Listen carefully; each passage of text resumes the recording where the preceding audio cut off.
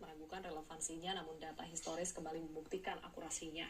Berdasarkan pola halving April 2024, puncak siklus diprediksi terjadi antara 518 hingga 550 hari setelahnya. Pasar kini dianggap secara alami memasuki fase distribusi atau markdown phase, di mana smart money yang telah mengakumulasi sejak awal mulai merealisasikan keuntungan mereka secara masif, meninggalkan investor retail yang terjebak di pucuk. Analisis lainnya terkait paradoks kebijakan The Fed yang membingungkan pasar. Bank sentral AS tersebut telah memberikan sinyal akan menghentikan pengurangan neraca atau stop QT per 1 Desember. Secara teori ini positif karena The Fed berhenti menyedot likuiditas dari sistem. Namun pasar kripto justru merespons negatif karena investor kini lebih takut bahwa potensi penurunan suku bunga alias cut rate atau rate cut akan dibatalkan. Selama suku bunga tidak turun maksimal, biaya modal terhadap atau tetap mahal dan membuat aset beresiko seperti Bitcoin kalah menarik dibandingkan obligasi pemerintah.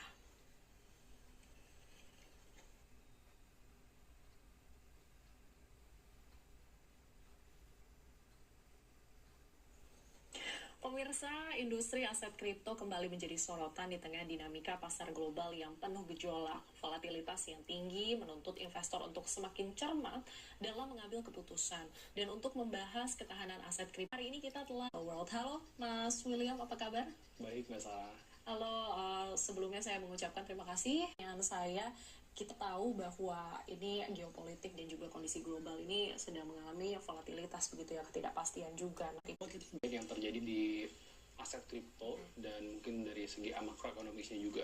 Jadi memang tadi sempat disebutin juga bahwa Fear and Greed Index di dalam fase yang fear, bahkan dalam fase yang extreme fear, which is itu relevan sekali karena penurunan Bitcoin itu sendiri sampai ke kemarin sempat menyentuh 80 ribuan sekian, 80 ribu kecil, dan memang penurunannya merupakan penurunan yang ekstrim dan tanpa ada jeda nafas yang begitu signifikan ya. Biasanya kan kalau turun besar, setelah itu disambut dengan rebound, setelah itu ada koreksi, ada kelanjutan penurunannya lagi. Tapi memang penurunannya memang masif sekali. Jadi penurunan masif tersebut kalau kita mappingin itu terjadi dari mana ya? Jadi berarti kan ada orang-orang yang secara masif menjual. Yes. Ya. Jadi siapa yang menjual?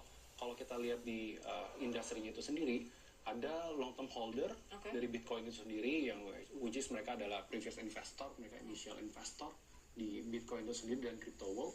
Setelah itu ada retail juga di fase berikutnya yang ikut berpartisipasi, ikut meramaikan pasar aset kripto, dan yang terakhir